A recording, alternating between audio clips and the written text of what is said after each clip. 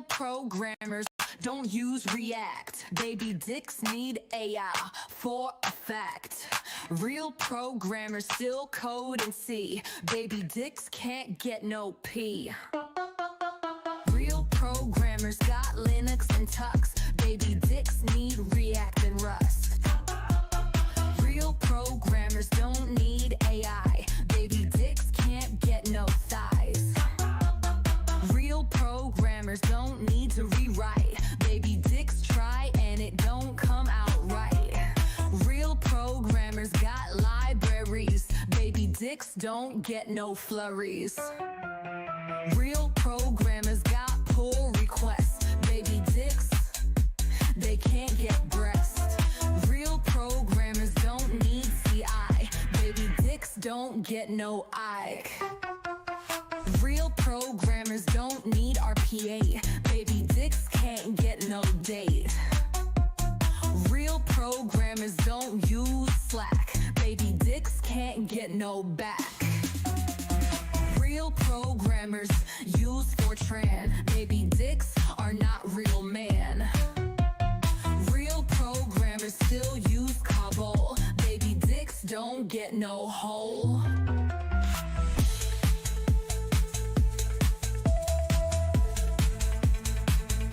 Okay, I'm almost ready, folks. I'm almost ready.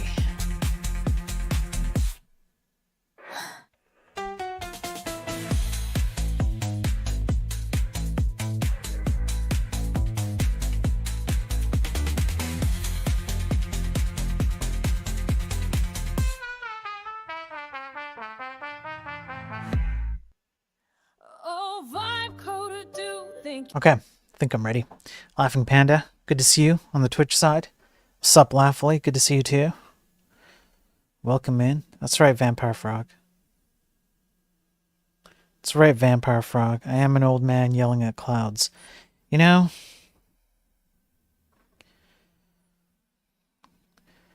my videos recently have been getting a lot of downvotes on YouTube. And I think I know why. I think it's because ever since I started complaining about leftists infecting the tech space, they wake up in the morning and they enter their leftist cabal room. And they lay out all the people that they're going to downvote for the day. And they coordinate their downvote against me. That's clearly what's happening. It's clear. It's not because I do all of my video editing myself and my video editing sucks. It's not because of the quality of my content. None of those things are a factor. Everything I do is perfectly fine, and people are just getting the leftists are getting bent out of shape, and maybe some of the people on the right as well, because I call them out too, as is appropriate to do so. Anyway, I hope everybody realizes that was just a joke. Maybe. It could be true. Prove it's not true. Yeah, Vampire downvotes me because I'm Greek, which is also legitimately, but it's like one person. It's only you, Vamp. All right. I've got news for the day. We're gonna cover a bunch of different things. I tried to make it thematic, but I don't think it's going to be that way today. So I apologize. However, the very end of the stream will be an opinion article talking about how JavaScript and the way that web in particular has gone over the past 20-ish years has not been good. So cheers, everyone. I hope you're all doing well.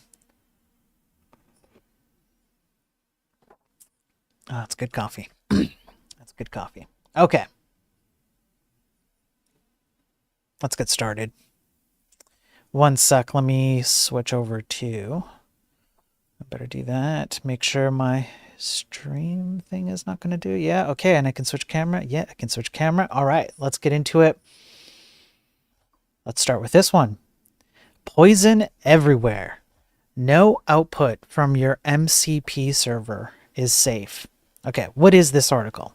First of all, what is MCP? MCP is Model Context Protocol. Okay, right here. It allows an AI or an LLM system to interact with data directly. These kinds of MCP tools are typically tied into a programmer's development environment. So when you're programming, your development environment is going to have a direct connection to an LLM API. As a result of that, you're going to have some JSON that gets sent back and forth between your local development environment where you punch in your code and the server that runs this AI system. This JSON structure, which is just a way to structure configuration data and tell the AI what it needs to understand about the code that it's working with, etc. This JSON structure is capable of being hijacked and manipulated in a variety of different ways. But the summary of it is that you can take any one of these fields. You can take the name field here, you can take the description field here, you can do input schema. Anytime that in your code base you go, I would like for the AI system to read the next 10 lines of code and give me some feedback on whether or not this code is like good, or whatever. This kind of data has to get sent to the AI model, and it says like, you need to read the next 10 lines. Here they are. Give me some feedback on it. Whatever is required to prompt the AI to do the thing that needs to happen in your code, it all happens in here. It's a configuration value that essentially gets structured and sent, and it goes back and forth. And you can prove that this is happening because, well, the researchers here did it. They show literally they have a Wireshark stream. So Wireshark listens to your internet connectivity on your stream, on your machine, and it will show you the inputs and outputs of traffic as it's going out of your machine and coming into your machine via the internet. So you can see that there is JSON data that's being sent back and forth. So that fancy tool that you have on your development environment, like say, Cursor, that's one example, but there are other ones like Visual Studio Code and whatnot. They send this kind of structured data, and this data is then available to be used for prompt injection. What happens is, just as an example, right? So here you go. Let's just take this picture. So this picture probably looks a bit familiar to people who are programming in something like Visual Studio Code. This is just an example.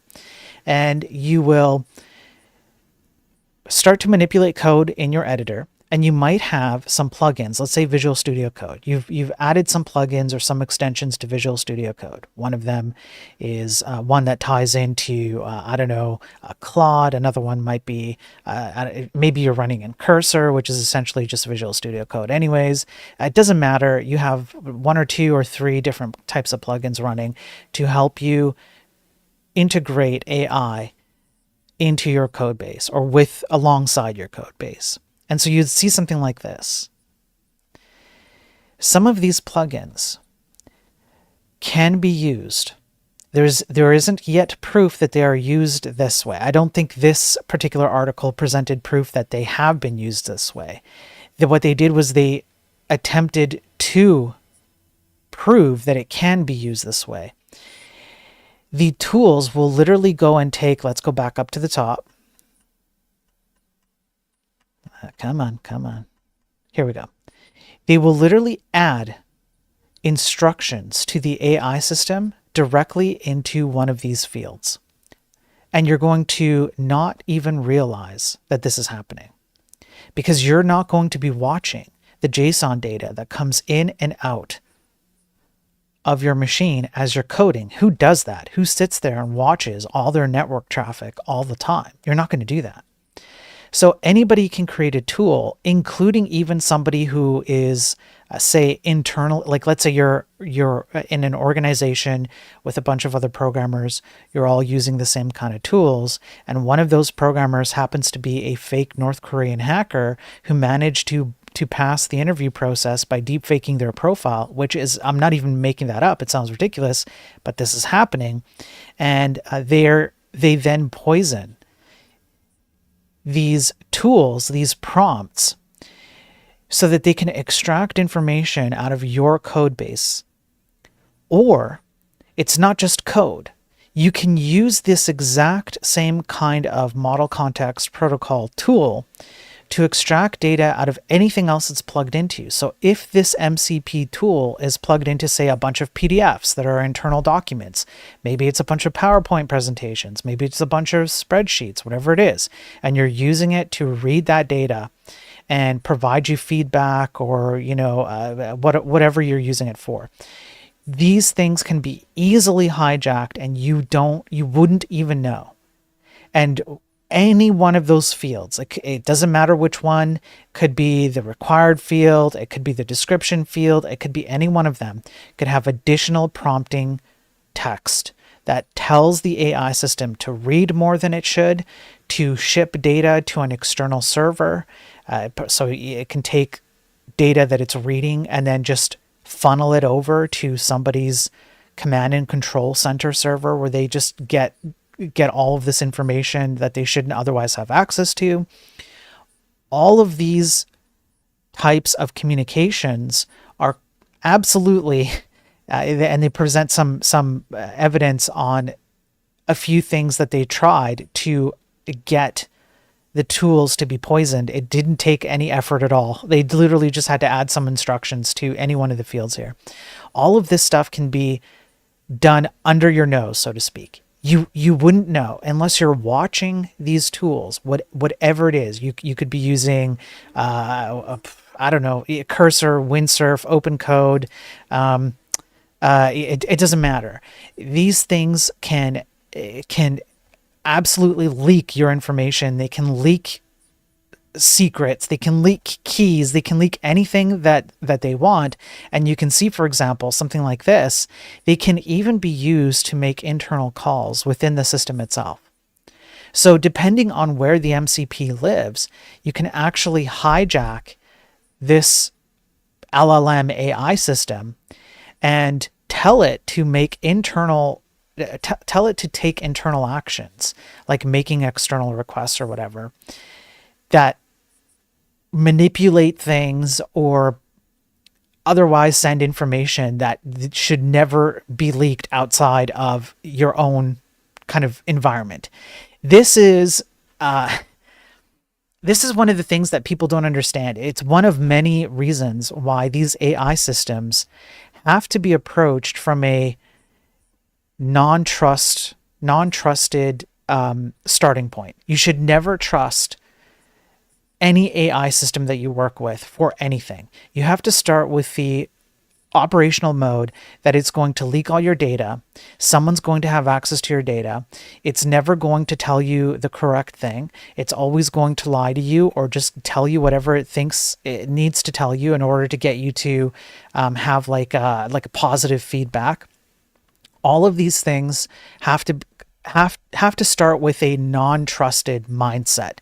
If you do that, then there is some good usage for these AI systems, but it's risky. It's highly risky. And a lot of the security risks that come from using these AI systems include you not even knowing that this is happening.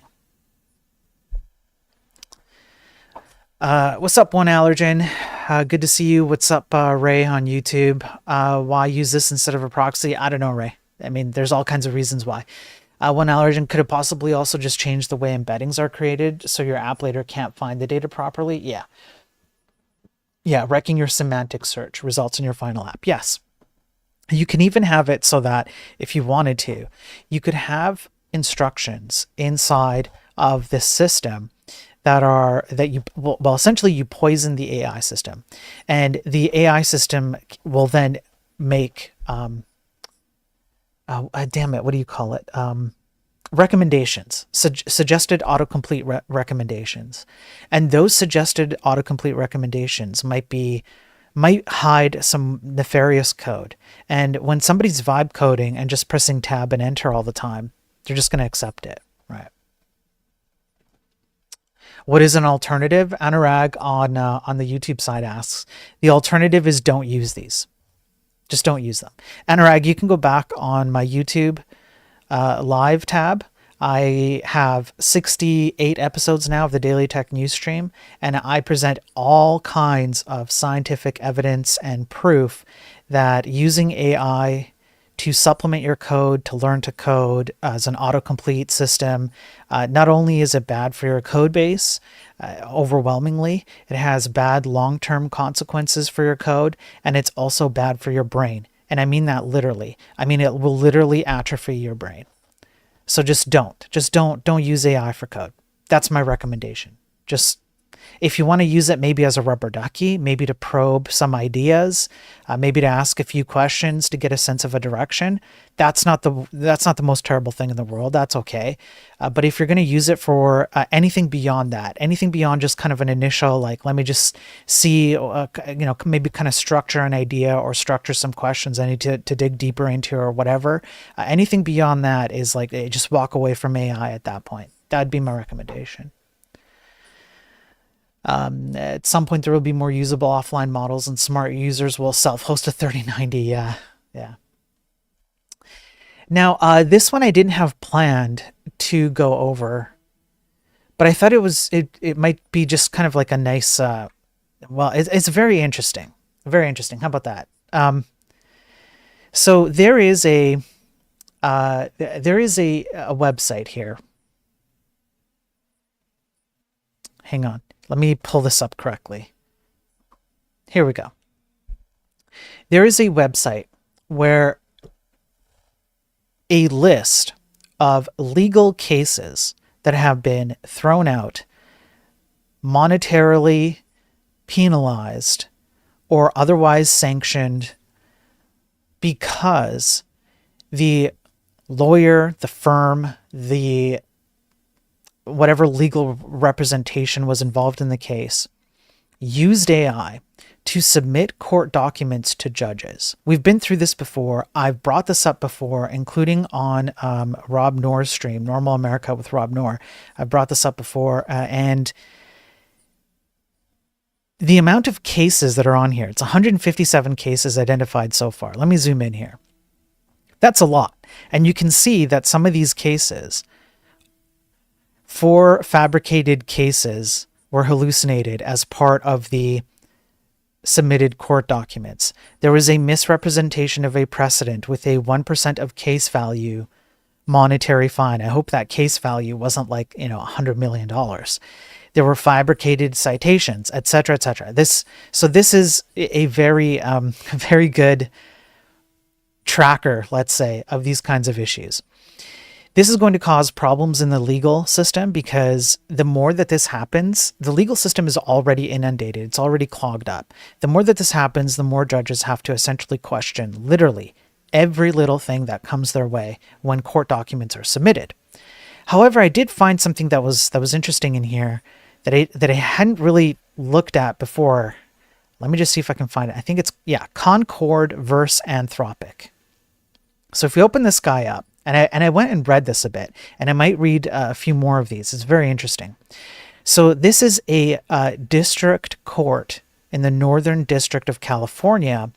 Concord Music is suing Anthropic. And the reason why Concord Music is suing Anthropic, their claim here is that Anthropic is prompting, they have prompts, system prompts, which are prompts that you or I cannot see, right? System prompts are built into the LLM model. When you go to ChatGPT, you're not seeing these prompts. This is different than the prompt that you would ask, like, give me, I don't know, a map of the United States or whatever, right? That's a user prompt. A system prompt, though, is done by the I guess, what would you call it? By the warden of the LLM itself. So in this case, it would be Anthropic. And Concord Music is saying, they're claiming that Anthropic has a system prompt that necessarily scrapes or otherwise infringes on copyright music that Concord owns. So this is not Concord the video game, okay? This is very different.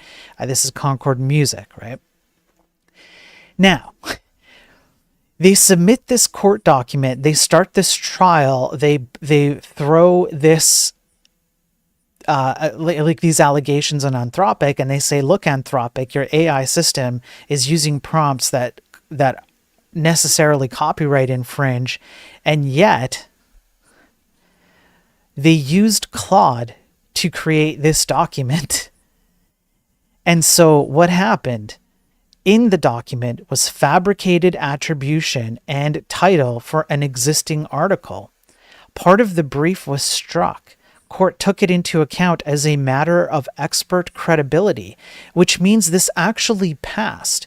Somebody looked at this, primarily in this case when it says court, it means a judge. A judge looked at this document and took it as if it was from, took this fake attribution as if it came from an expert, like expert testimony. And this impacted the way that the judge looked at the case. And then after it was discovered that this was inaccurate, right, then, well, so far there has been no, what would you say, punishment for this, at least not recorded. But if I'll open this up, there is a summary of exactly what happened, and you can see they're claiming that it was an honest citation mistake, not a fabrication of authority, but this came as a result of using Claude AI to generate this court document.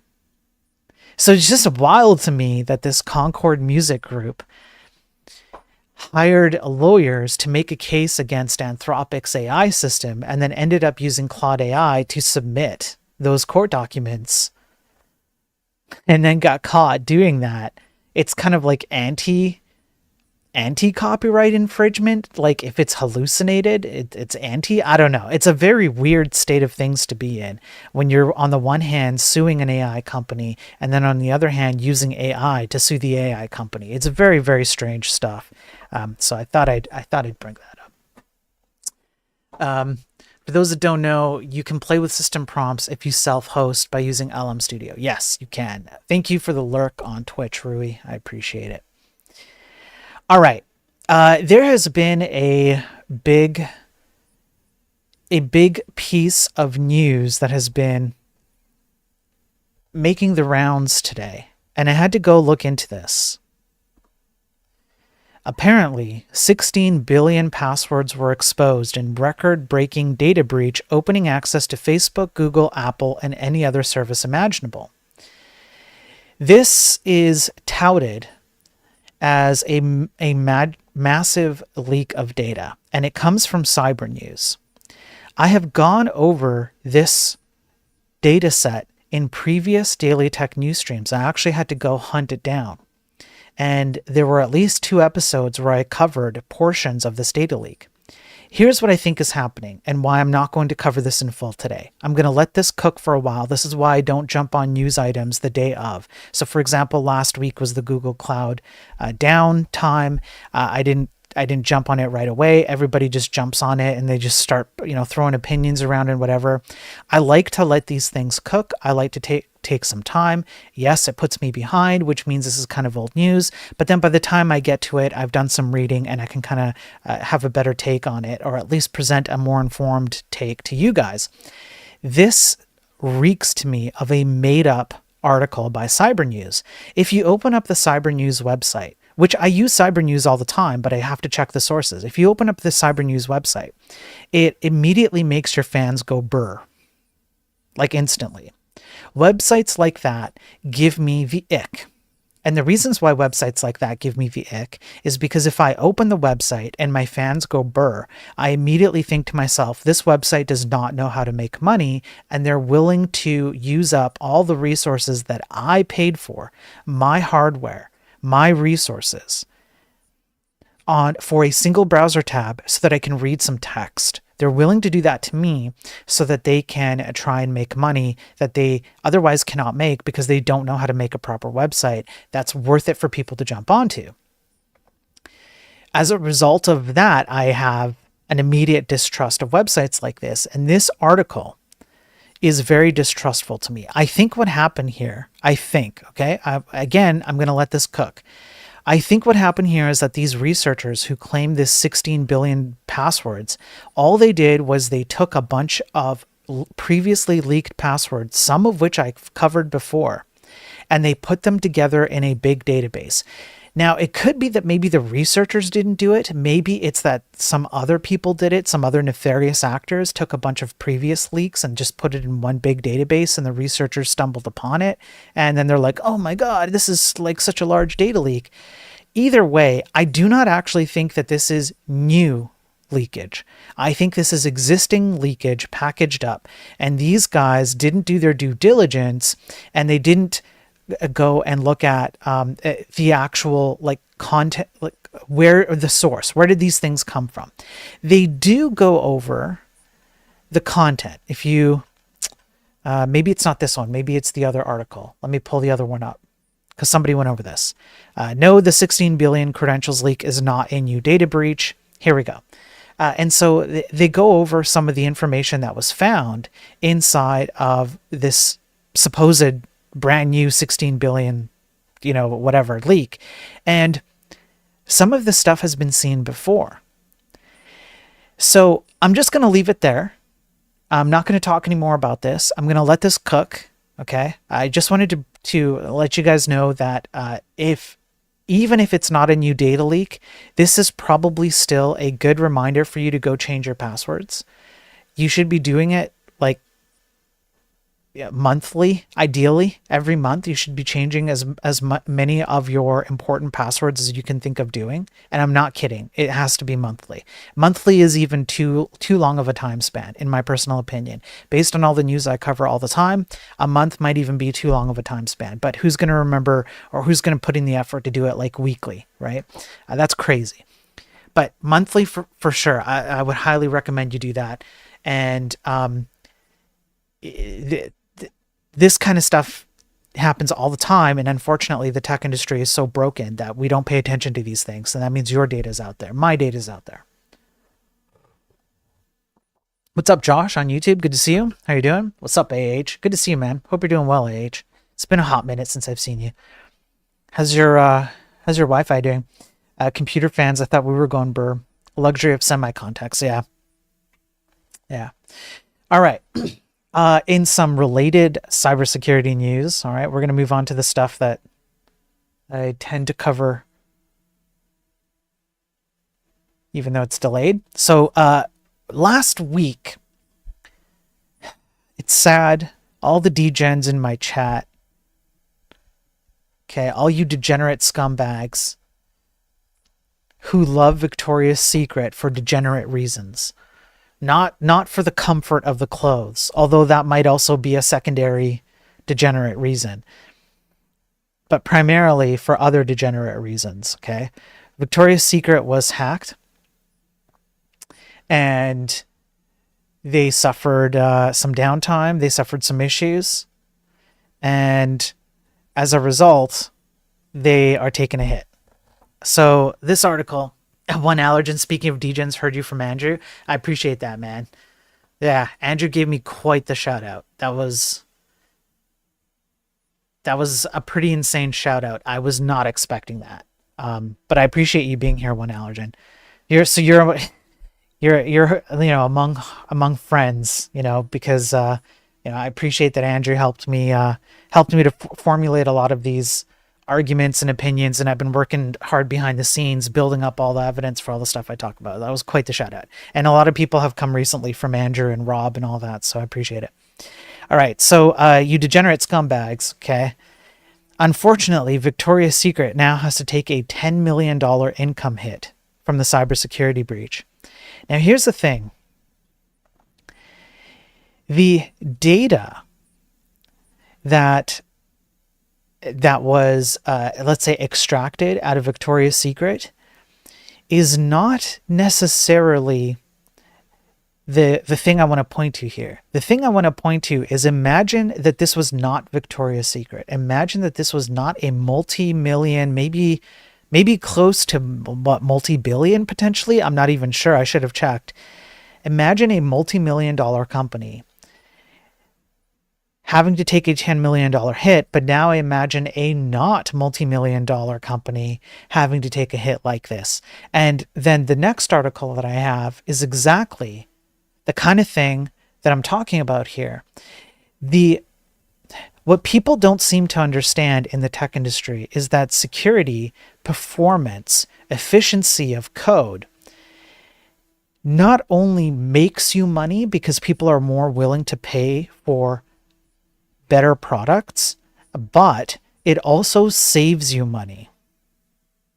So if you're a greedy corporate capitalist, okay, it behooves you to want to focus on better quality code that is faster, more efficient, more performant, more stable, more secure.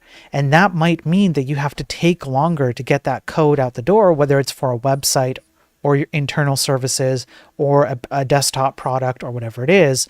But it ultimately means that you end up with more money in your pocket, either because people paid you that money or because you saved it from what would have happened if you didn't give consideration to these things, or if you delegated your authority of these things to third parties, which is what we often do. $1.52 billion. Thank you, AH. There you go. So they're not multi, but almost multi-billion dollar company. But now hackers force a 100-year-old German napkin manufacturer into insolvency. Okay. The German paper napkin manufacturer FANA, established in 1919, has filed for insolvency following a major cyber attack. On May 19th, all the printers of the facility began printing ransom notes. All systems, including PCs and laptops, were paralyzed. FANA could not execute orders of over 250,000 euros on May 20th alone, according to a report by Kölner, I can't pronounce that, a daily newspaper published in Cologne. Production has been halted entirely. Employees did not receive their May salaries on time, and massive revenue losses accumulating to 2 million euros over 2 weeks has pushed the company overboard. So that's 20% of the hit that Victoria's Secret took, but you have a company that cannot sustain such a hit. So it's filed for insolvency. So it's looking for another buyer right now. And they have 240 workers who are currently facing an unknown state of their financial well-being. The attack does not have an entity behind it. No one's made a claim, and the details of it are not very well known. So exactly what happened, how these people got in, it's not very well known. But oh man, excuse me. Frog in my throat. Damn it. Professional streamer over here. I apologize.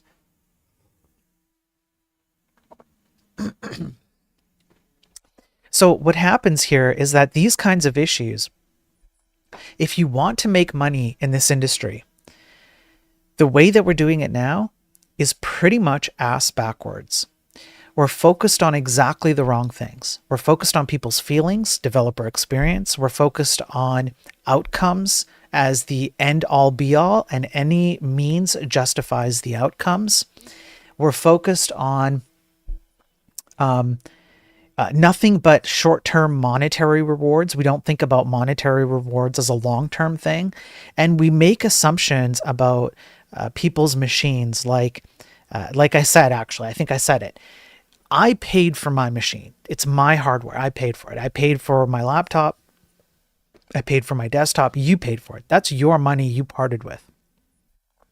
The concept that a website can maximally use everything that you paid for just because it can, and you won't say anything about it and you'll just accept it, is particularly offensive to me. And it points to the state of thinking that has taken over this industry. That is a very opposite to reality way of thinking that comes part and parcel with what the left has been infecting the society with for a long time now. And it's seeping into the tech industry where this kind of thinking is the primary mode of thinking. It's all about feelings and vibes, and it's okay to take over everything and democratize literally everything, even when it doesn't make sense to do so. Sometimes it makes sense to do so, okay, but sometimes it doesn't. But it doesn't matter because it's no longer, the individual no longer matters. It's all about all of these ridiculous concepts that are seeping into this industry. And so as a result, you have stuff like this where companies get shut down and people are losing their jobs and so on and so forth. So this needs to stop, and I don't think it's going to stop anytime soon. I think the only way that this is going to stop is when something dramatic happens, which is about 9 to 10 months away based on my prediction that I've kind of committed to, unfortunately. But don't do evil. Yes, that's right, Google. That's right, Google. Don't do evil. Okay, next up, the next article that I have. Debt collector breach exposes over 9 million Americans, hackers claim. Threat actors claim to have breached Virginia headquartered debt collection firm Credit Control Corporation CCC, adding that personal details of millions were exposed. What was potentially exposed? Well, based on the sample data, which has a screenshot right here, there's a sample. This is usually what happens when hackers make claims like this. They post it on these websites where people go to gather this information, and then they provide sample data. Full names, here, let me zoom in here. Full names, phone numbers, genders, ages, property information, mortgage data, and loan types. Now, all you have to do at this point is take something like mortgage data or loan types, go over to your local ChatGPT prompt, and type in, create me a fake document based on this real data about real people, where, I don't know, there's a call to action for this person to click on a link in order to make a payment or see the status of a loan or something like this. And they click that link, maybe they download something, maybe they go to a particular website that automatically runs some JavaScript code. We've seen that that's absolutely capable of happening. You can literally just open up a website and that's all it takes to get access to a bunch of your information, whatever it is, right? And so all you have to do is now take this info and pump it into an AI and generate realistic documents based on real data that would fool a lot of people who would otherwise not question. They might feel pressured. They might actually have issues with their mortgages. That wouldn't be hard to detect if you have this data, so on and so forth. So these are very dangerous leaks. And again, what is the cost to this? Like, how do you put an actual quantifiable cost, like a financial cost, to the outcomes of these things? You can't. The only thing you can do is look at these things in a vacuum and then attempt to consider the second, third, fourth order effects that come downwind of these kinds of exposures. And one more time, if you're a greedy corporate capitalist who wants to make the most amount of money you can for your company, you are necessarily ignoring your ability to make money long term when you do not focus on the security of your code, the longevity of your code, the performance and stability of your code. Now, on a little bit of a different topic, I've covered this before, and in a related Daily Tech News stream, we went over how a lot of VPNs actually route through China. This is a little bit of an additional update to a previous article. That was weeks ago now. Dozens of VPNs on Google and Apple app stores have undisclosed Chinese ownership. I wonder how many things have undisclosed Chinese ownership. And I can tell you that I am doing a bit of research into venture capitalist firms in North America who have undisclosed Chinese ties, but you can still find evidence of these Chinese ties in public record statements, financial or otherwise, of these venture capitalist firms. And you might not be surprised to learn that some of these venture capitalist firms love to dump tons of money into Meta, into Anthropic, and into smaller companies that produce applications like what this article goes over. So there are dozens of VPN apps in your Apple and Google app stores that are surreptitiously owned by Chinese companies.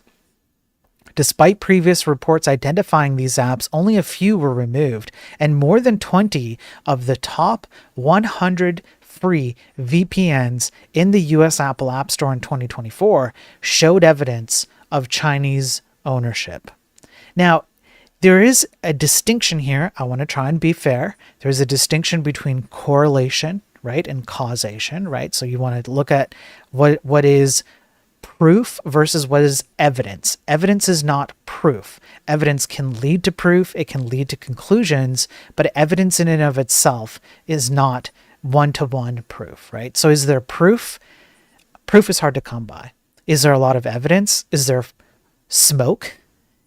You know, where you might look for fire?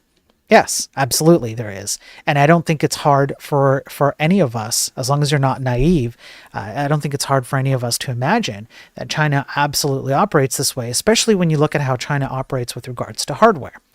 For example, I recently went over a news article where the U.S. Infrastructure and Energy Commission or group in the U.S. Released a report stating that a more than shocking amount of hardware running in, nuclear power plants, water dams, electrical energy grid facilities, have hardware that comes in from China that does not meet or is otherwise restricted by energy import restrictions. And what happens is, like, workers in these power plants and whatnot have time limitations where they cannot meet all the regulations and requirements for importing hardware that they need, and so they import them kind of under the table from China, and then these pieces of hardware come preloaded with all kinds of backdoors that ship information about our energy grid back to China. That is a very proven, it's not a conspiracy theory, it's proven, it's been recorded, and it's been called out. And so now you have these VPN apps. For example, this one, Turbo VPN private browser. And so several of the apps were linked to Qihoo 360, a Chinese cybersecurity firm that has been sanctioned by the US over its ties to China's People's Liberation Army. And this happens a lot, more than we care to think. For example, Autumn Breeze, right? This is another one as the developer, which links back to Qihoo again. There's a few of these, and these VPN apps give you the sense of safety, but they just route through China. There was the article that I went over a few weeks ago about this actually went into the routes that these VPN systems take, and the literal routes, if you trace the traffic going across the internet, they go out of North American or European IP addresses and straight through Chinese IP addresses. Like, it's right there. Like these things are not hidden from you. It's very much in the open. Why? Because they know they can get away with it. And I will ask you this: do you honestly believe that China is the only nation that's doing this? Do you actually believe that there are no other groups who are not tied to any nation but just serve themselves? Do you honestly believe there are no other groups, Palantir, that do the same thing? And I have an article too about some hacks from Israeli-backed companies, or just straight up Israeli groups that hack American, let's say, secure things that they shouldn't hack. I have an article that I need to read and go over that. Everybody plays this game, and it happens all under our nose all the time. One allergen says, the fact Chinese corps don't have to provide all the same SEC details and reports as any other corps is pure madness. Yeah. Why are they not banned? They're not banned because you would have to prove right? And so, like I said, Anurag, the issue is that evidence is not proof. So you can always point to some piece of evidence and go, haha, we got you. And then somebody can explain away the evidence as meaning something else, right? You have to be able to prove it. And there has to be some kind of beyond a shadow of a doubt that this is happening. And then you could ban it, right? That because otherwise these companies that would ban it, like Apple and Google here, would be setting the precedent that they could just ban anything they want for basically any reason. As long as there was enough evidence to point to a conclusion, you could just make up a conclusion, make the evidence fit that conclusion, and then go, let's ban these apps too.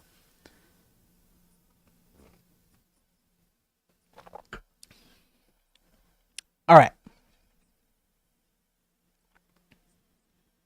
Let's go on to this next one here.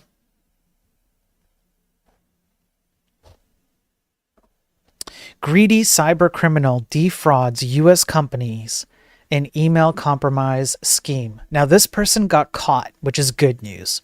What they did, this is an Ohio man. He's been sentenced to over 4 years in prison in order to pay back $500,000 for his part in an email compromise scheme targeting companies in Mississippi and across the country. Cybercrime doesn't pay. So the Department of Justice caught this guy. He was sending out emails that had legitimate looking information and requests. And so the people who are like senior citizens, for example, or employees working at different offices that are not up to snuff with what is fake, right? They'll receive an email. This email looks legitimate. Maybe it looks like it comes from internally in the company. And then, a senior will wire funds to a bank account in order to avoid something bad, or the employee will reveal like some private data about the company, some sensitive data, whatever, right? So this person was caught. He was doing this quite prevalently. Let's put it that way. He was quite prevalent in this. There is something in this article that hints that he was not the only one involved, but the article and the associated court case do not talk about the other people who were involved and how many there were, etc. At least not from what I could find. I tried to find it with a little limited time I had, and I couldn't. However, I'm glad this guy got caught because he did take money from seniors. Think what you will of seniors like myself. At the ripe old age of 41, at the ripe old age of 41, I wake up in the morning and death stares me straight in the face, holding a cup of coffee.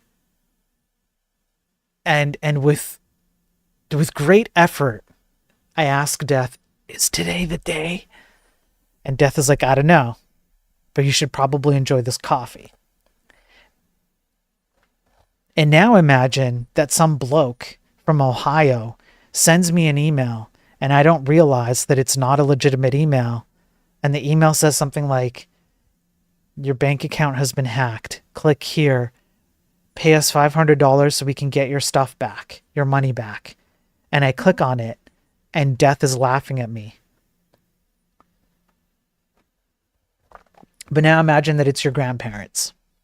Or one of your grandparents, and you care about them deeply, and this happens, right? So I'm glad this guy got caught. Now, unfortunately, I have more bad news. If you're a K-pop fan, do we have any K-pop fans here? Is anyone a K-pop fan? Throw like a 1 in chat if you're a K-pop fan. That way I know who to ban permanently out of my chat. K-pop fans caught up in Yes24 ransomware attack. Ticket platform down. Events canceled. Now, okay, fine. I may want to ban K-pop fans in my chat, all right? But this is just another instance where money is lost and actual monetary value is left on the table. And how do you quantify this exactly? Because there's time, there's effort involved. It's not just about the ticket sales, right? So it goes into it like, so there was a ransomware at South Korea's leading ticket platform, Yes24, which happened on Monday, and it brought down the platform. The website and mobile app have been inaccessible since early Monday. I believe it's back up right now, if I remember correctly from checking it out this morning. But the main and backup servers were disabled. Critical internal files used to control system operations were targeted in the hack. People couldn't purchase their tickets. People who did purchase tickets couldn't have access to them, etc., etc. This brought down ticket sales. Events had to get canceled. All, in massive amounts of headaches ensued for K-pop fans. Okay, fine. K-pop, you can laugh at it. But how do you put a price on the effort that went into, for example, putting in the event to begin with? You have to pay people, right? You have to pay the venue, you have to pay people to put the event together. Then you have to include the price of the downtime. You have to include the price of maybe people are going to sue this company now, Yes24, for being down, missing out on their event. All kinds of things come as a result of these kinds of hacks. How do you quantify that? That's extremely difficult to quantify. And so that's why when I go over stats and scientific studies that say things like the cost of cybersecurity in 2023, so not the amount of money taken as a result of, or not the amount of, what was it? It's essentially like the downwind costs of things that get exploited. When something is exploited, money is taken from people, or things get shut down, things like that. And there was a very in-depth 2023 security report, I believe it was SysQ, and they do this almost yearly, or a few years, and they do a very thorough review of cybersecurity issues. And in 2023, cybersecurity, the cost of exploited cybersecurity stuff, second, third, fourth order effects, was the third largest economy in the world, next only to America and China. And I think that is not even close. It might even actually be, in my personal opinion, I would not be shocked if that number was actually the first largest economy in the world. The amount of money lost as a result of actual exploited vulnerabilities. Because there are things that you just can't put a price on, or you wouldn't even know how to put a price on. So I think that number is way higher. Okay, now, Microsoft Teams sucks. And Germany thinks so. Germany agrees with me. Microsoft Teams sucks. Germany agrees. We're done with Teams. German state hits uninstall on Microsoft. Okay. In less than 3 months' time, almost no civil servant, police officer, or judge I'm not going to pretend to pronounce that, will be using any of Microsoft's ubiquitous programs at work. Instead, they're going open source to take back control over their digital sovereignty. We're done with Teams. 60,000 public servants with 30,000 or so teachers are going to be following suit in the coming years. The current first phase involves ending the use of Word and Excel software, which are being replaced by LibreOffice, while OpenExchange is taking the place of Outlook for emails and calendars. There will be a switch to Linux, probably Arc, okay? Or Arch, whatever, however you pronounce that. You're probably a virgin anyways, so I don't care how you pronounce it, okay? Get a wife. Okay, stop playing around with your Linux. I just thought this is quite funny. I hope that more people follow suit, because Microsoft is just following a very bad direction. Their stuff is getting worse and worse. They're embedding more and more AI to overcome the fact that they don't know how to produce quality software anymore. Everything is slower. Everything they touch is bad, except for one thing I did cover early. I believe it was episode 25 or something. They did improve Microsoft Edge. They did spend some time improving that. Okay, so that was like one thing that's kind of a saving grace from Microsoft. Okay, that was worth it. Now, I thought this was cool. An actual good use for AI. Okay, I don't cover these often, but once in a while these pop up. New ocean mapping technology helps ships cut fuel use and CO2 emissions. Now, it doesn't matter whether you're a climate change believer or denier, whether you believe in flat Earth or not, whether you believe in aliens or not. It doesn't matter. What's cool about this is that they took an AI system and they mapped out essentially the what is it here? The oceanography and the currents. The ocean currents, mapping it over oceanography.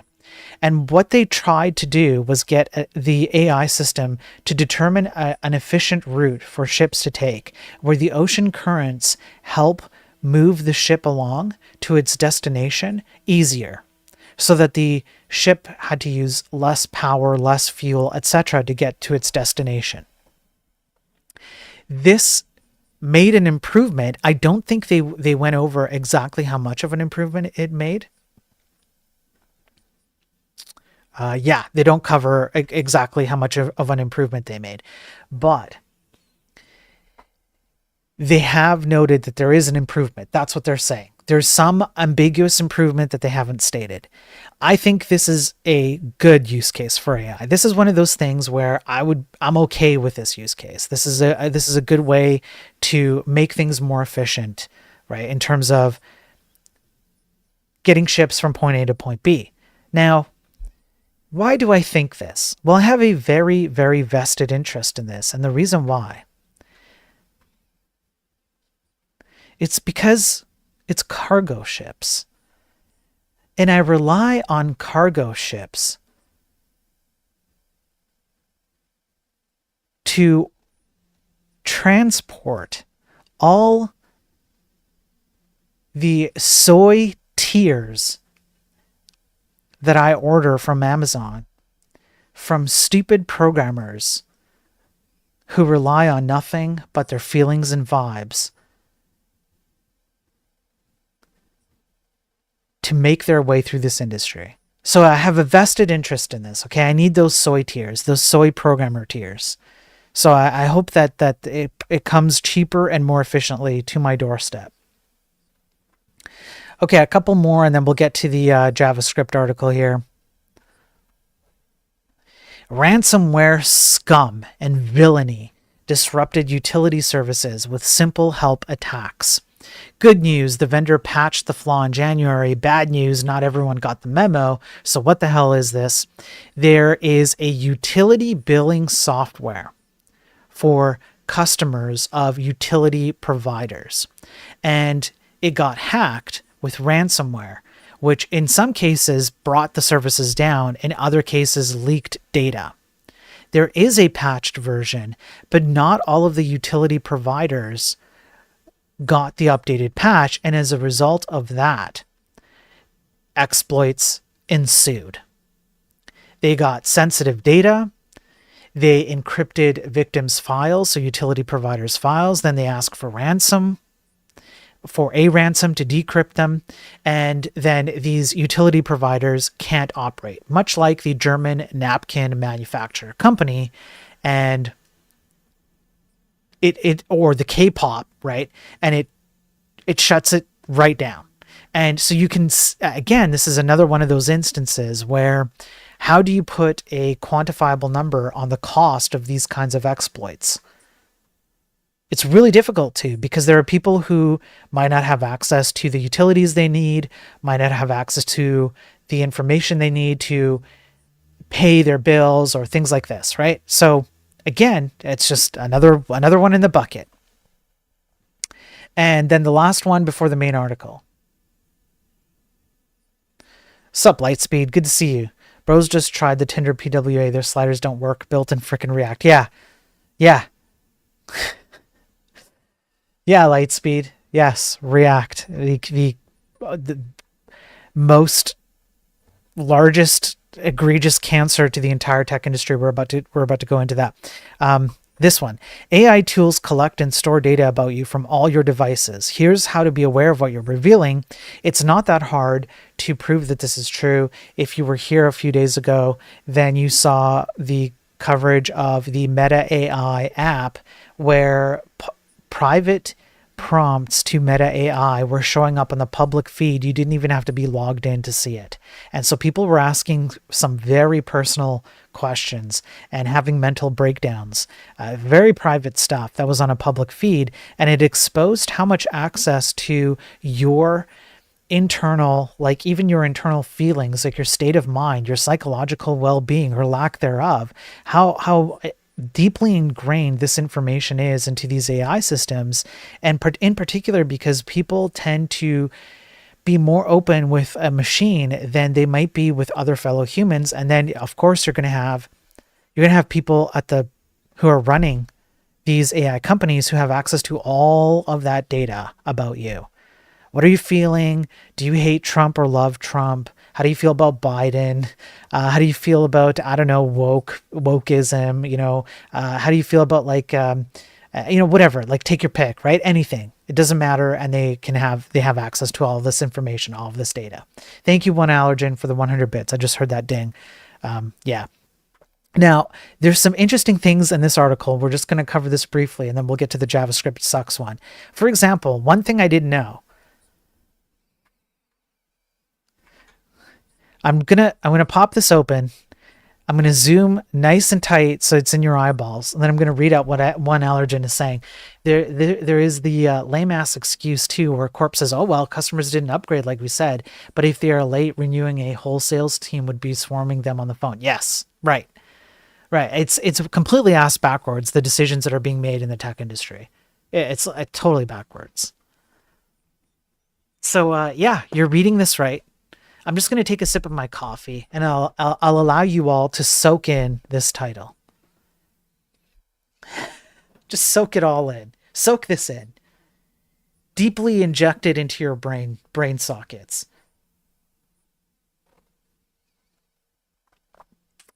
I can't wait for AI-powered bidets.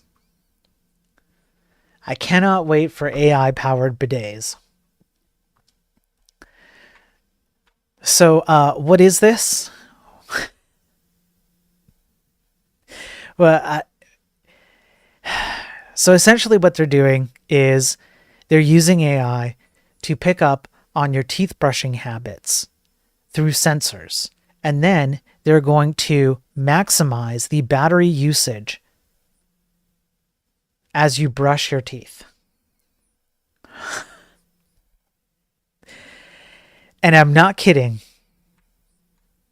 You now have toothbrushes that are Wi-Fi enabled with AI.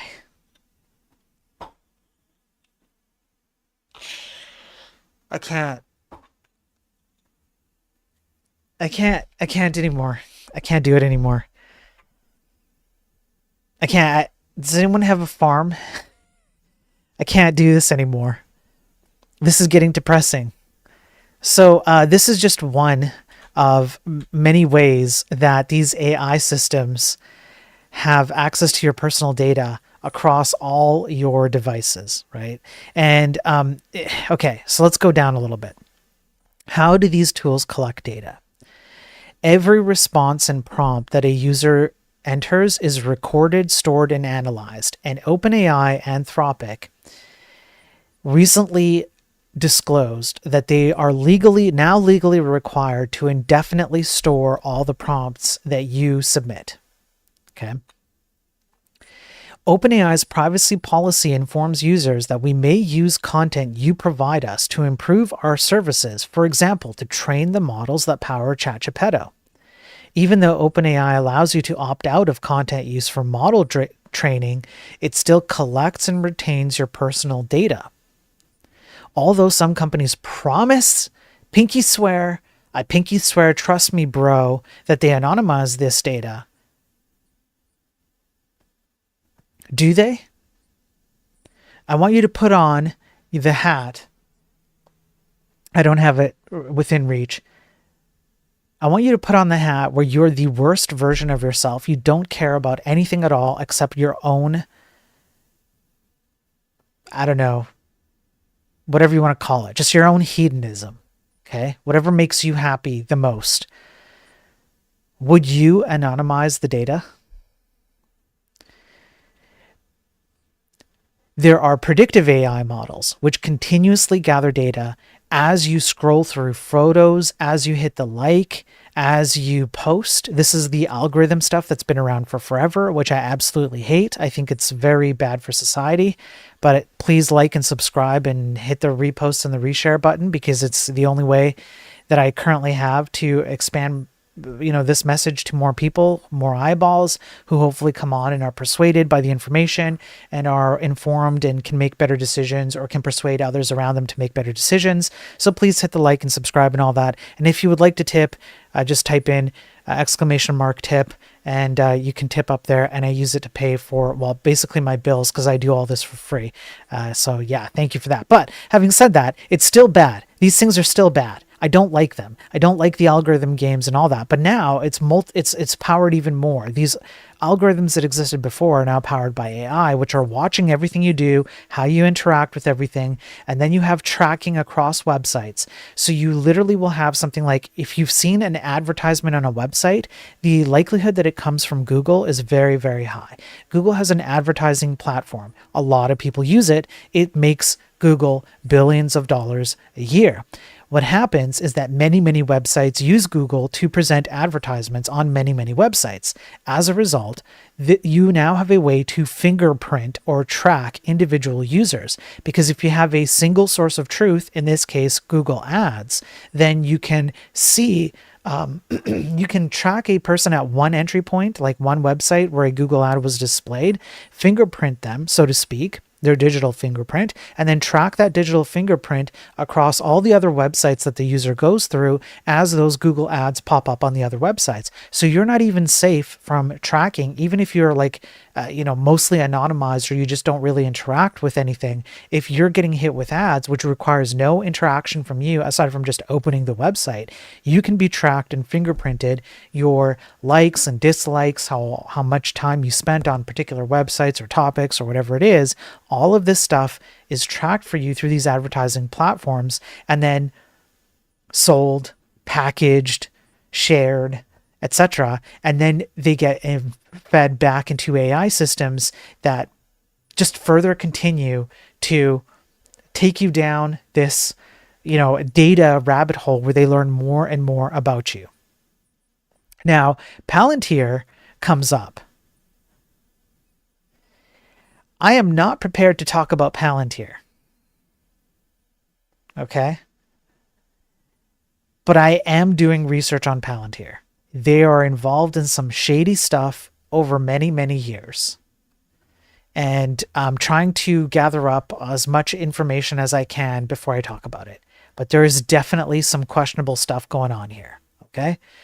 So I'm going to be talking about that hopefully soon, but I'm going to take my time. I'm not going to rush it.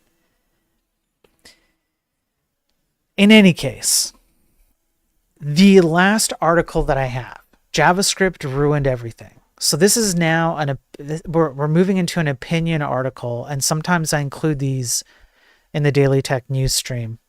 We're going to read this pretty thoroughly, because it covers a lot of things that I've talked about, and others like myself have talked about and complained about in this industry many, many times. And it does a pretty reasonably good job of going over the history of how JavaScript kind of participated in the bad path that we're currently almost to the end game of in the tech industry. Why would anyone open ads? You don't get a choice, my tech. You just open up a website and it's there. So, real-time sacking, yeah. All right. JavaScript broke the web and called it progress. This is an opinion article by Jono, I want to say, Alderson. All right. Created yesterday. I thought this was great. Most websites are awful. Not just slow, awful. Bloated, fragile, over-engineered disasters. They load slowly, they render erratically, and hide their content behind megabytes of JavaScript. They glitch on mobile, they frustrate users and confuse search engines, they're impossible to maintain, and somehow we're calling this progress. The tragedy is none of it is necessary. We used to have fast, resilient web. We replaced it with the JavaScript cargo cult in a variety of different fashions. Now you need to have multiple engineers as has often been thrown at me when I debate idiots online who think that the current state of JavaScript is great and just throw TypeScript at it and you'll be fine. Now we need hundreds of developers in a team because of the complexity. And it's normal and it's accepted, and the developer experience is great because, as the article says, somewhere along the way, we started building websites for developers, not users. And now users are desensitized to the fact that this stuff sucks because they think it's as good as it can possibly get. They think that we're putting our best foot forward and that these pieces of software, these websites, these video games are just very complicated to build, and we're doing the best we can. So let's just continue putting, maybe if we pay for this one, or maybe if we just accept this crap, then it will support the developers to build better stuff. No, it won't.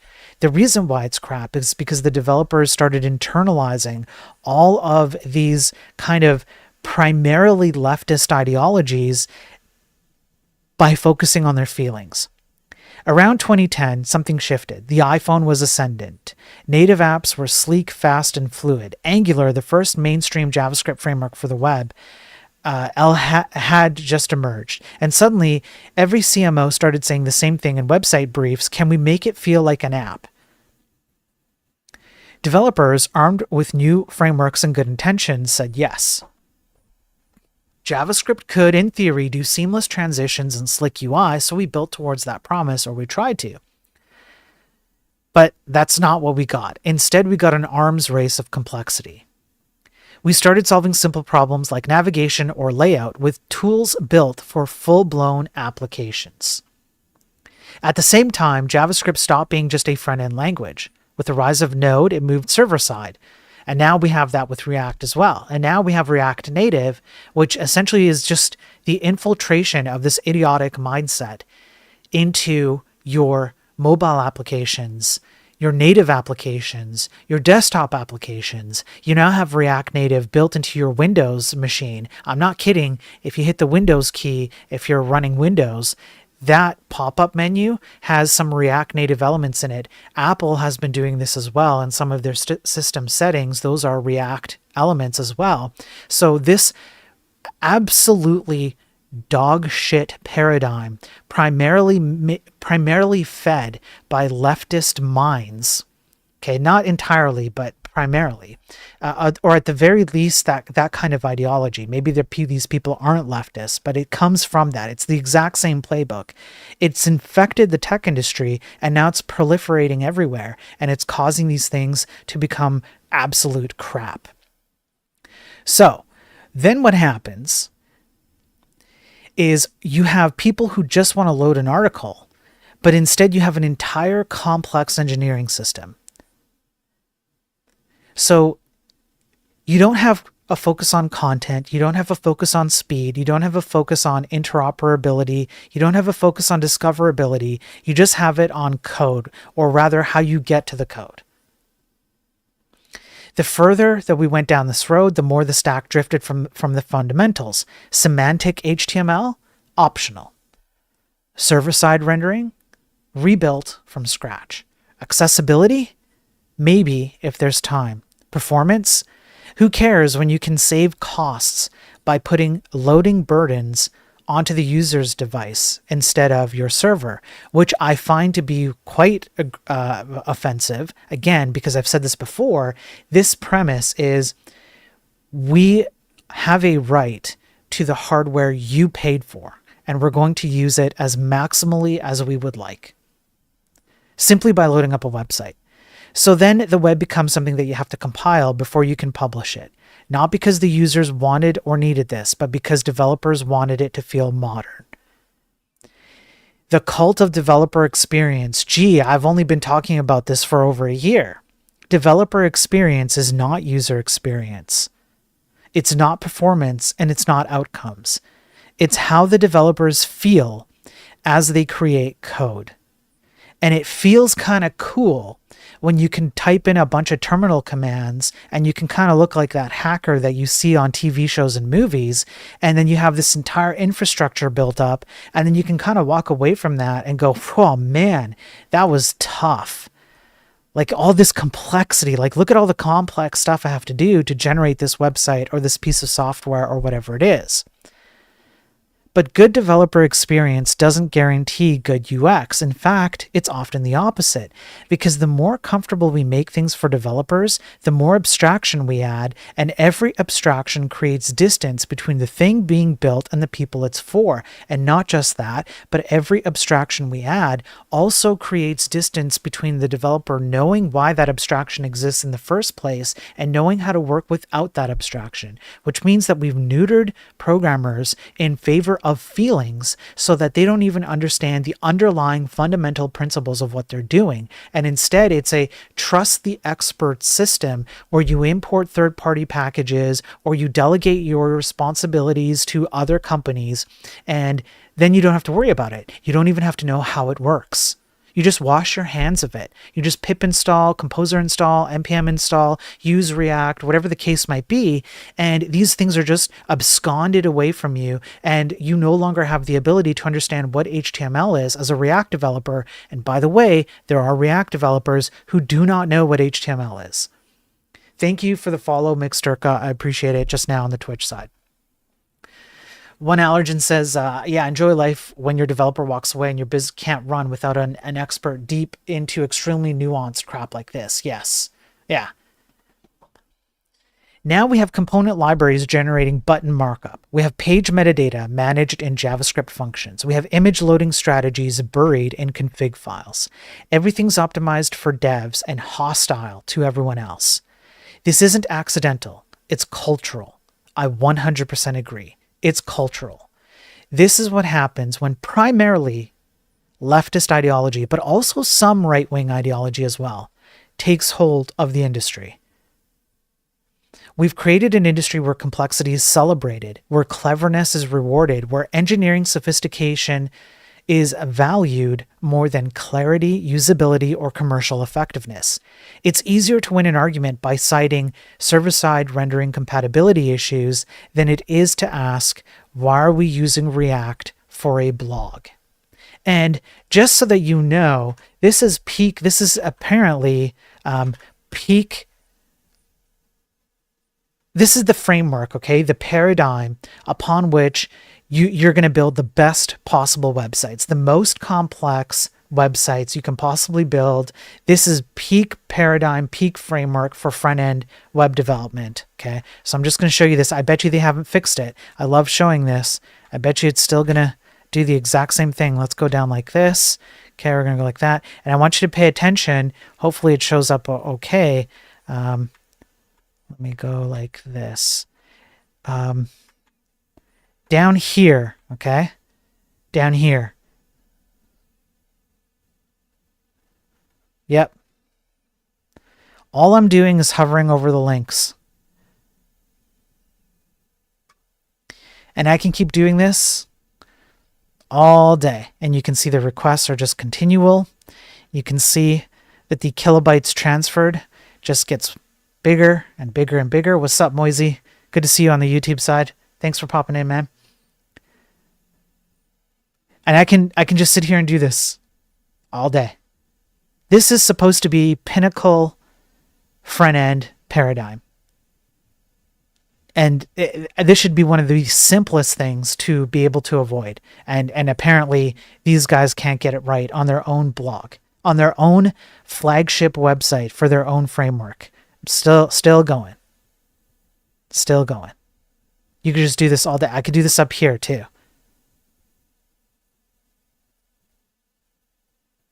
I'm literally just moving the mouse over the links.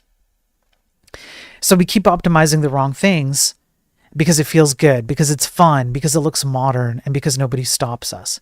Complexity becomes the default.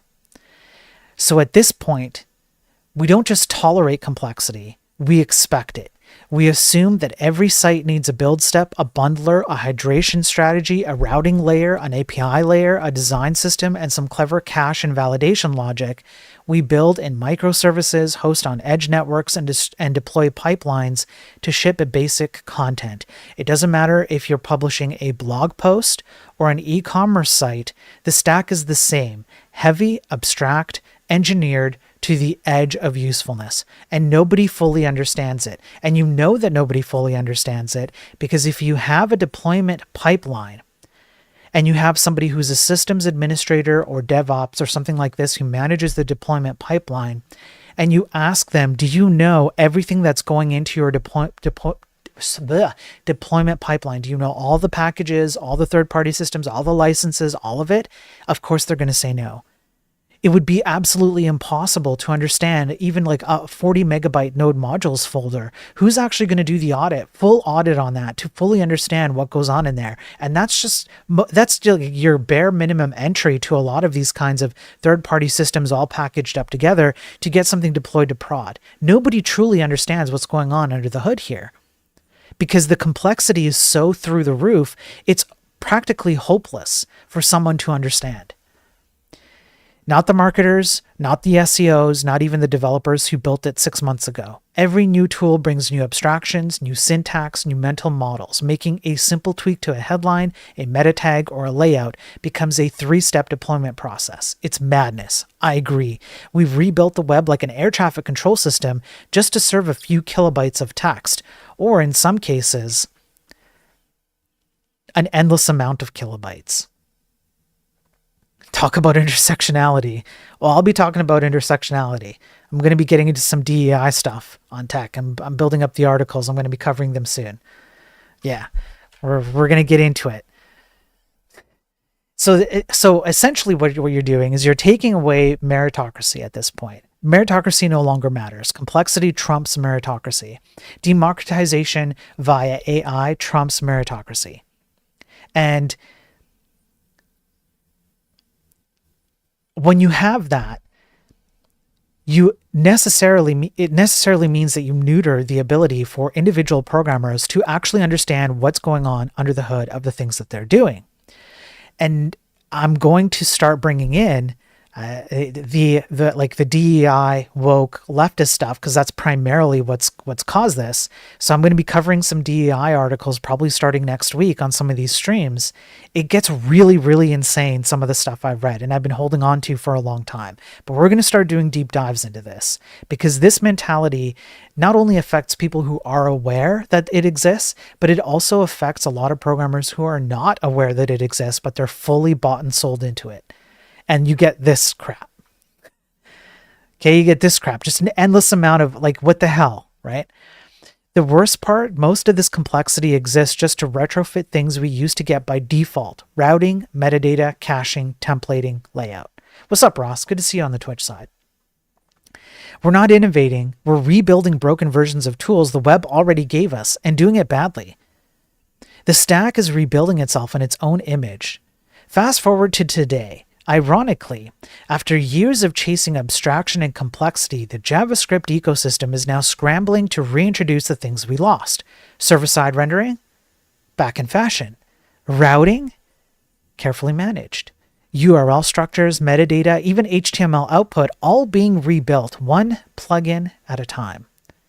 It all looks increasingly like the thing we started with, a conventional CMS, content management system, serving HTML, rendered on the server, cached close to the user. Except now it's slower, harder to maintain, dependent on a brittle ecosystem of packages, compilers, and edge handlers. We are rebuilding things like WordPress and its features, but with 10 times the overhead and none of the usability. Worse, every new layer introduces new bugs, new compatibility issues, and new cognitive burden. And now we're maintaining hydration logic and cache strategies and build pipelines just to get a homepage online. Now you add in AI, and it's this on speed run multiplied. This is the end game of a development culture obsessed with novelty. We're not shipping better websites. We're reinventing basic infrastructure in increasingly convoluted ways, then celebrating the fact that it almost works. The cycle of iteration and instability. The stack never settles. Nothing is stable. Nothing is finished. Laughably in Twitch chat has talked about this with me before behind the scenes. In these days, you have a video game that comes out. It's never finished, is it? There's always a DLC. some games have been, there's been a move towards making this happen more and more. The video game that I'm working on will be like this. Once the game is done, it's done.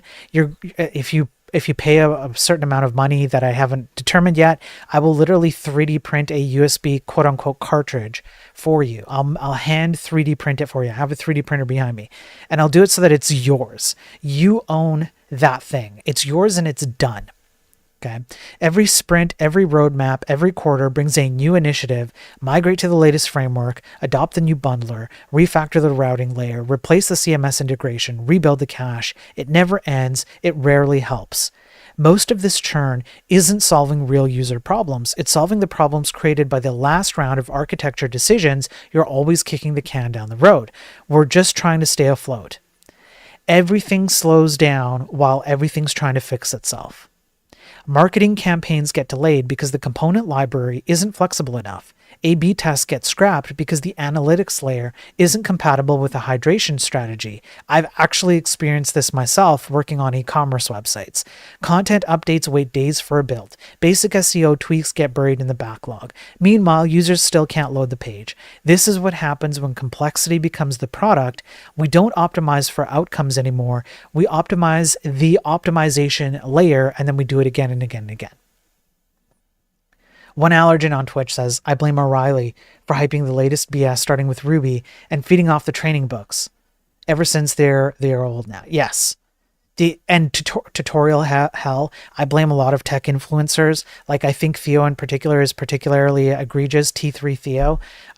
He just has some really low tier, smooth brain takes about the tech industry. He truly does not understand. He's so out of touch.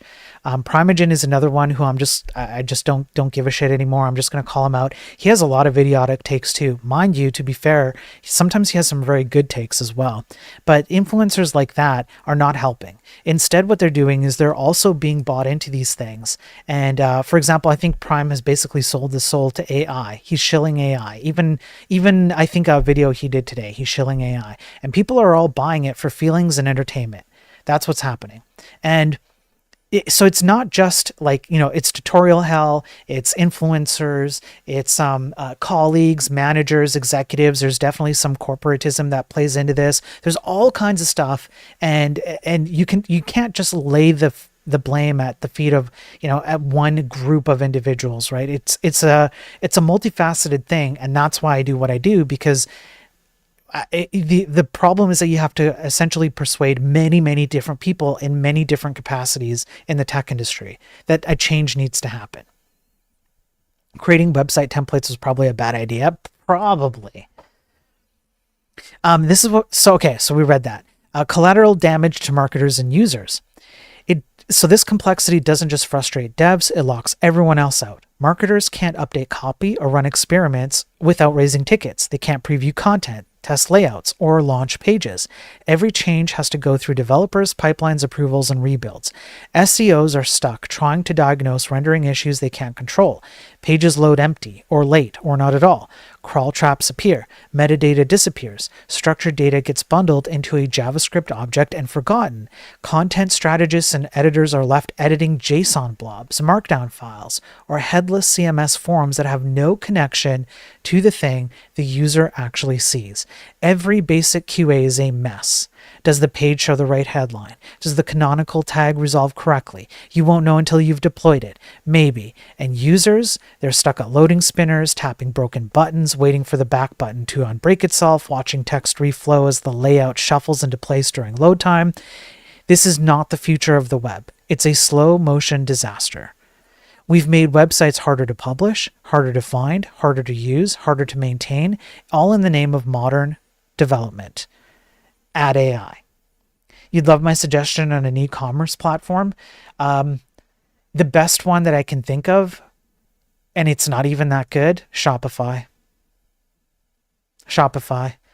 And I make that recommendation very, very hesitantly. If I had to do it myself, I would just build my own. Because I cannot think of a single e-commerce platform out there in existence today that does not have a very serious downside that would immediately make me avoid it completely. I would just build my own. There you go. Ross is saying, thank you, Ross, on Twitch. I said it before I read his comments. So Ross was ahead of me. Yeah, just build your own. That's what I would say. Whoever just subbed, I believe it's on the YouTube side. I appreciate it. I can see the notification. Thank you, man. Just the way that things have gone, One Allergen, this is the time for people to be building their own stuff and being more entrepreneurial about stuff that needs to get built. There is money to be made. There's gold up in those mountains. I'm not kidding. I'm not exaggerating. I truly mean that. It's just that the people who are bought into the AI complexity hype don't know it. The people who aren't bought into it recognize it immediately. So jump on that train. If you see something, even if it's really simple, it's incredible how a very simple e-commerce system, just as an example, or a very simple CMS system that has very few features but is solidly built, will probably make more money than the most complex e-commerce or CMS systems that are in existence today. JavaScript is powerful but misused. Let's be clear, JavaScript isn't the villain. It's powerful, it's essential, it enables rich interactivity, dynamic content, real-time updates, it lets us build tools, not just pages. Used wisely, it elevates the web. But most websites don't need to be tools. They don't need complex state.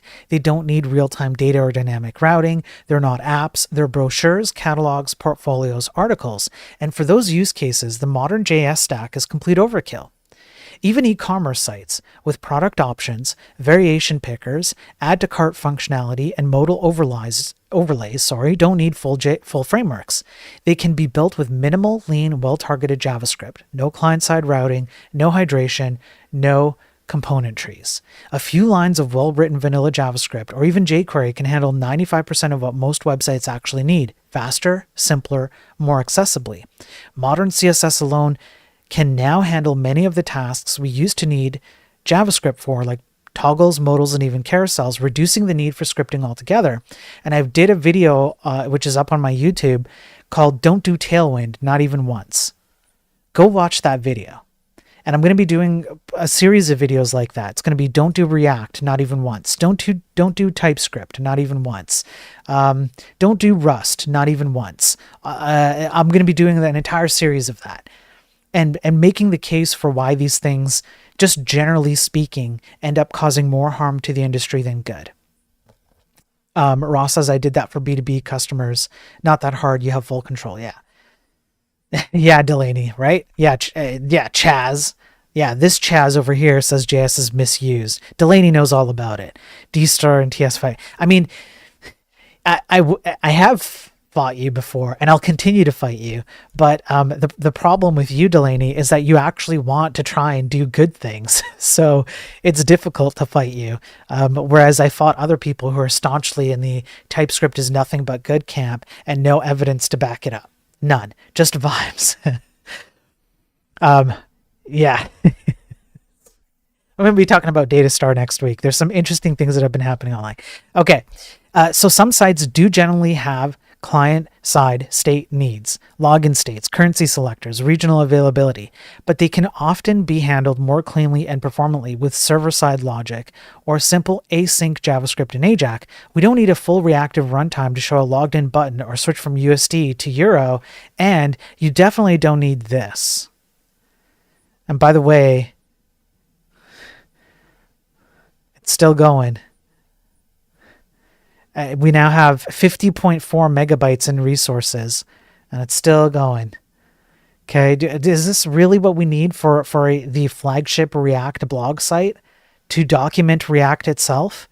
And I can just do this. We're now at 67, 68, 69, 70. Yeah. Okay. Instead, we default to frameworks. We reach for React to build a contact page. We deploy hydration strategies for static content. We compile, bundle, transpile, and optimize code that doesn't need to exist. It's not just wasteful, it's damaging. We're burning user attention, developer time, and business resources to simulate interactivity that nobody asked for. JavaScript should be the icing, not the cake, and certainly not the oven, the recipe, and the kitchen sink. The power problem. The more complex the stack becomes, the more power it concentrates. Marketers, content editors, SEOs, designers, they're all locked out because now they have to have technical fluency to change a title tag, to launch a campaign. They got to raise tickets. They got to go through the dev team. The dev team gets stuff prioritized, reprioritized, deprioritized. It's all centrally controlled in the group of in the hands of the group of people who probably shouldn't have that much control over the priority of all of these things. It's an organizational issue. We've handed control of the web to the only people who understand the machinery, and they're too busy fixing the machine to stop and ask whether we needed it in the first place. It's actually worse than this. Websites that work. There is a better way, and it doesn't require a complete rewrite of the internet or a return to 2005.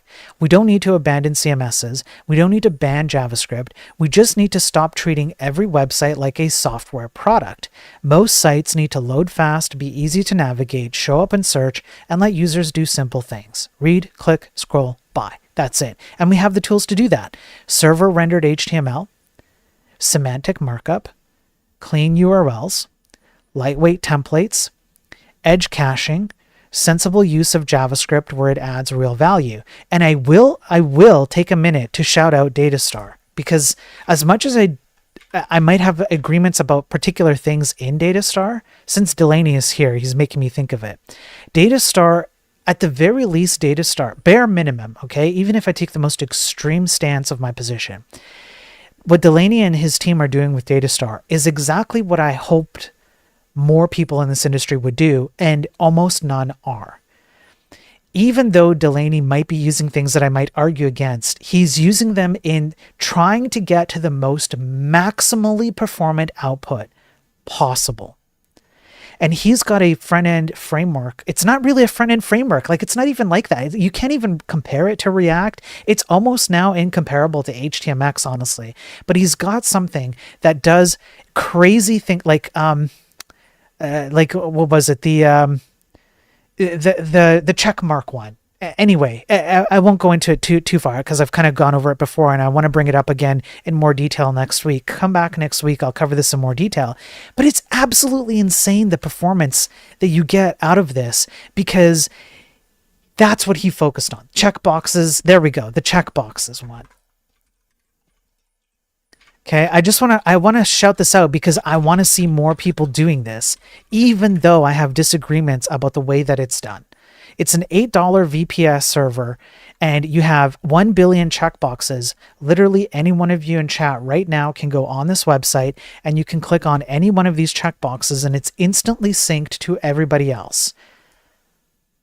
That's insane what you can get. And it goes directly to what this article is talking about. Delaney, thanks for popping on. I appreciate it. And so you can see here, right? Like, this is the kind of stuff that people like Delaney and hopefully others.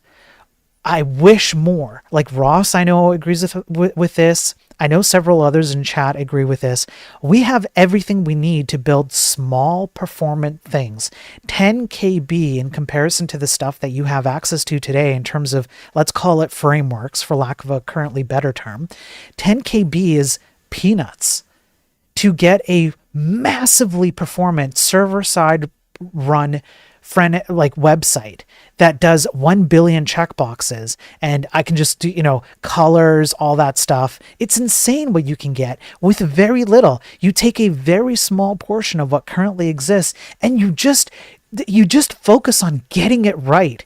The performance, the efficiency, the logical flow of how this stuff executes. What does a browser do? How is a browser going to execute this code? How am I going to load this, on the client? What is my server going to handle? How am I going to send this data from the server? Like, when you really, really sit down and think about these things, this is the direction we should be going in. But this article highlights the fact that it's the opposite direction that we go in, where performance and metrics and all of the logical underlying flows of how this code works is not what's in consideration. What's in consideration is, how good did Delaney feel when he built this thing? How good did Ross feel when he built his B2B, system? How good is one allergen going to feel when he has to tackle his own CMS? How good are you going to feel?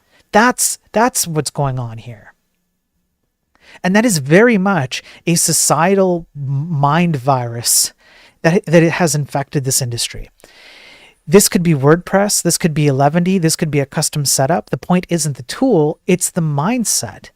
Build for the user, build for performance, build for maintainability.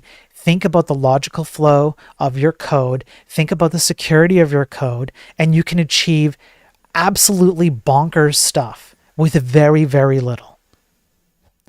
Choose simplicity over cleverness. Choose transparency over abstraction. Choose outcomes over architecture.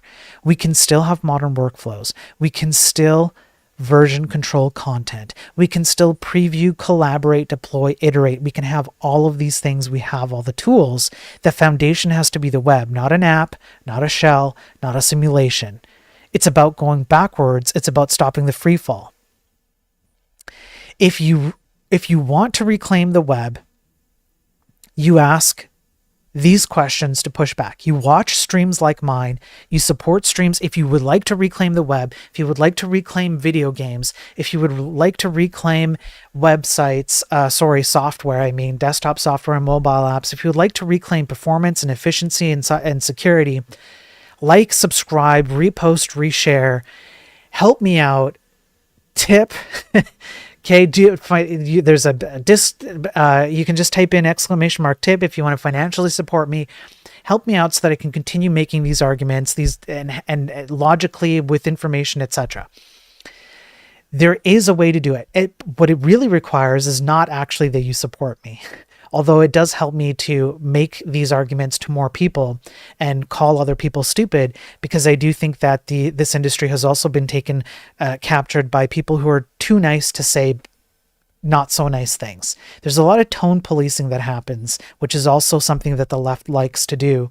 They like to tone police people when they say things that are truthful, but in a way that doesn't sit right with them. There's a lot of tone policing that happens, and even very intelligent people fall prey to the idea that you have to be nice to call out stupidity. And I think that I've talked about this before, I believe with Delaney when he came on in one of the interviews I did with Delaney before. I think the age of being nice in the tech industry is over. We have to stop being nice. Stop being peaceful and nice to people. Call people out for being moronic idiots, because there are a lot of moronic idiots who are captured with smooth brain ideologies. I'm tired of being tone policed over this crap. However, there are things that you can do. For example, in the questions here, you can ask your fellow colleagues, managers, executives where you work, why are we using a full JS framework for a mostly static website like this? And by the way, we're gonna hit 80 megabytes here. Let's hit 80 megabytes. 80 megabytes in resources. Boom, just like that. Okay. Why can't I update this content without engineering help? Why does it take a build pipeline to change a headline? Why isn't this just HTML? And hopefully by watching these streams, you are informed of alternatives. Okay, this would be a very legitimate alternative. I'm not joking. Datastar. I have my qualms about Datastar, and I'm going to be trying it out for my video game for multiplayer stuff very, very soon, and we're almost there. But it's an actual alternative that heavily sucks you into the let's be as performant as we could possibly frickin' be, right? That kind of stuff. Sorry, this is the wrong article here. That's the kind of stuff I want people to go into. There are alternatives, and that's if you need something like this. A lot of the time, you don't. Why do you need something to do all of this complicated stuff? These are the questions you should be asking. And hopefully by watching these streams, you're more informed about the insanity that goes on out there when these ideas are good and when they're bad. And you can ask these kinds of questions, and you too can persuade others around you. I can't do it all by myself. So that's why I do what I do. I do it so that you guys have more information, so that the arguments are better articulated, and hopefully I do a okay job at that. I know I'm stupid and imperfect. I'm a high school dropout with a room temperature IQ, and that shows a lot more often than it doesn't show. But hopefully it gives you guys the information you need to go and do that. Complexity isn't just a technical burden, it's also a financial one. More engineers, slower launches, higher maintenance, less agility, the stack bloats, and so does the cost. Faster websites, easier publishing, better rankings equals happier users. You can demand those things. Just like we've demanded for a bunch of crap in this industry as programmers in the past. We can make demands for stupidity to be injected into this industry. We can make demands for anti-stupidity to be injected into the industry. The issue here is that a lot of these things have happened by design. That's what I talk about. This has been done by design. And now that I've gone on Normal America Rob Noor show, now that Andrew gave me that amazing shout out a few weeks ago on the whatever podcast, I really appreciate that. And now that I've spent a year and some odd months laying out all this information and building up the backlog of evidence to build up the fundamental principles of arguments of what I'm talking about, I'm going to be attacking the by design stuff even more. Because this needs to be deconstructed and broken down, and you have to be aware that these things are being shoved down your throat for a purpose. There is a purpose behind this. Frameworks can be fast, accessible, and SEO friendly. Cough, cough. Cough, cough.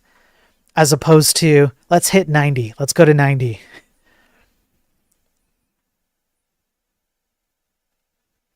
Here we go. Come on, 90. Come on.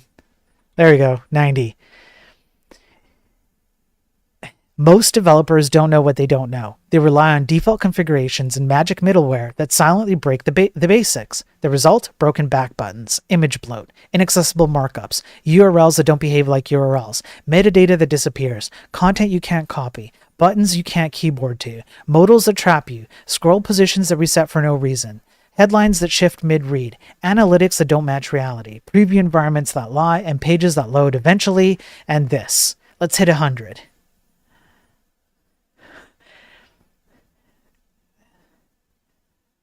It's getting slower. It's slowing down. Oh, here we go. Yeah, now it's cranking up. Now we're hitting more. Let's hit 100. Let's go to 100 megabytes of resources. Let's go. 100. We did it, boys. We won the internet. This isn't about going back to table layouts or banning JavaScript. It's about building with intent. Understanding what the web gives us by default, resisting the urge to rebuild it from scratch. It's not about purity. It's about outcomes. Use what works. But question whether it's working for your users or just your developers. We need merch. Call me stupid t-shirt. Wait, maybe we don't. Yeah, Chief. How are you doing, Chief? Good to see you. One allergen, the cost side is interesting. As simplicity sometimes requires a little more hands-on work, but versus needing a few more devs, not so bad. Yes. And if you have fewer devs who are more disciplined, so if you increase the requirement of discipline for developers and you increase their ability to have knowledge of underlying principles, because the less is obfuscated away through complexity,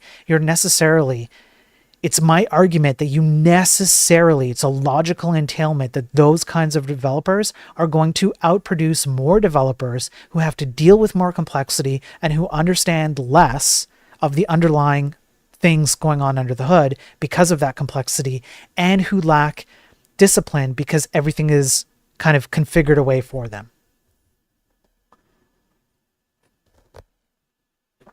Use 100 megs on the checkbox site. It's not possible. Like, if I load this up, okay, let's have a look at it's literally not, this entire 1 billion checkboxes and all of that.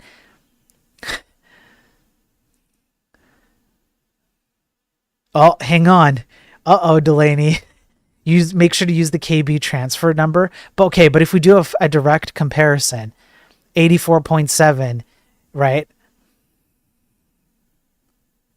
If I just do that, I can reach it. So it is possible. All right. This one might do you in, but it takes a lot longer. It takes a lot longer. Look at how slow it takes for kilobytes transferred. But in D-Star, you're actually doing something. That's true. You're literally clicking. It's not a hover effect. None of these things are going to inadvertently trigger, right? You have to literally sit here and click it a bunch of times, right? And this is a fundamental difference, that this should be a very, I'm not doing anything. I'm just hovering. right? Whereas there's some interactivity that's happening on this page. In any case, I'm not going to dwell on this too long. That's it. That's the end of the stream. So I'm gonna let this go now. All right. That's what I wanted to cover today. Definitely check out Datastar. Again, like I say, I may have my qualms about, like, you know, specific things about Datastar, which I've had discussions about with Delaney on this stream in previous interviews and behind the scenes.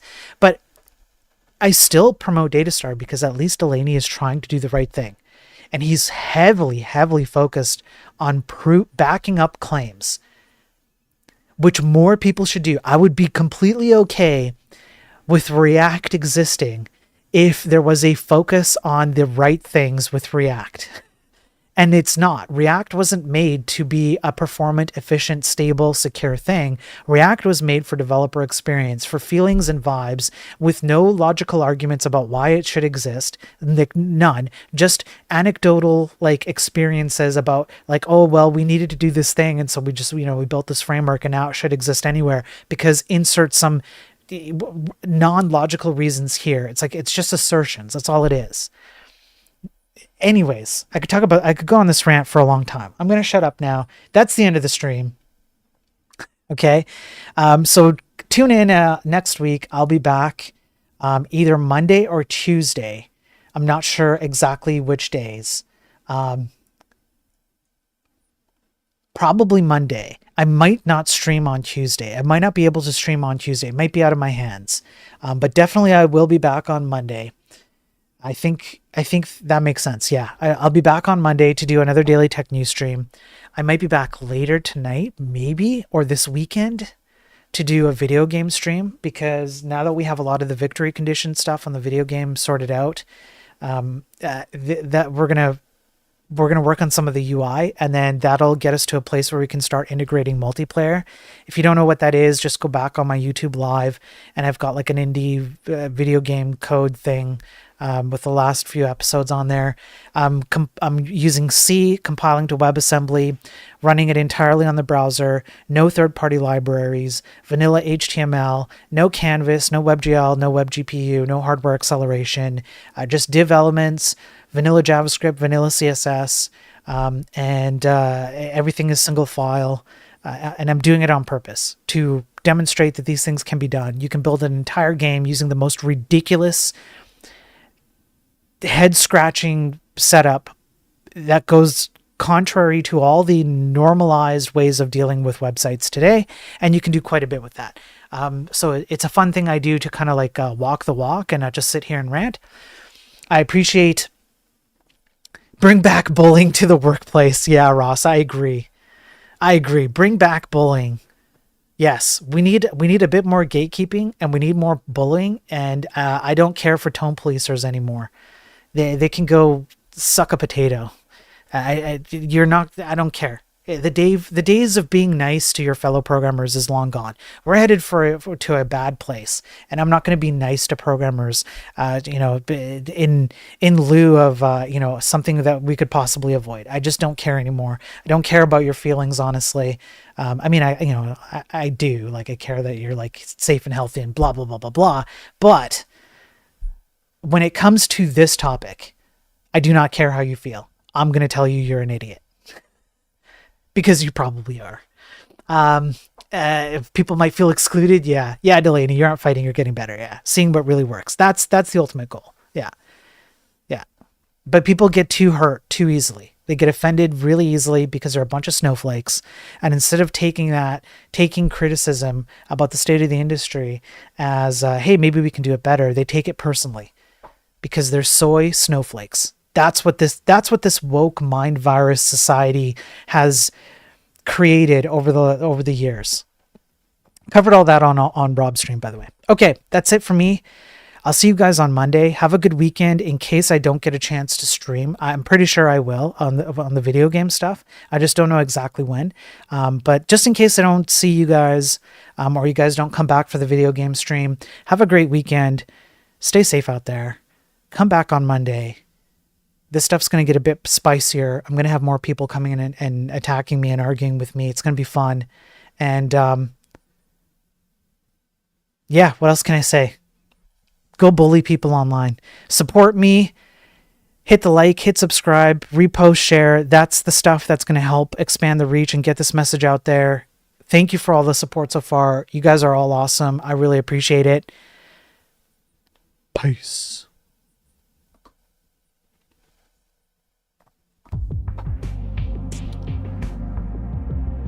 Oh, right. By the way, React created a blog website. Yeah, there's a blog website. It's called whichmembersinChatSuck.com/react. And it's just a list with links to chat members. And every time I hover over the link, it just adds more resources to the network tab. So let me read off the list of chat members, chat viewers who suck based on this React blog. One Allergen, you suck. You're on this list. MyTech, you're on this list. You suck. Delaney, you're absolutely on this list. You're on it twice, as a matter of fact. You suck twice. Laughily, you're on this list. You suck. Imagine being on the React blog does chat suck list. Imagine that. Chief, you're on this list. Abe Dinkus on YouTube, you're on this list. Ernesto, you're on the list. Moise, you're on the list. Lightspeed, you're definitely on this list. Vampire's on this list too. It's crazy. Anurag is on this list.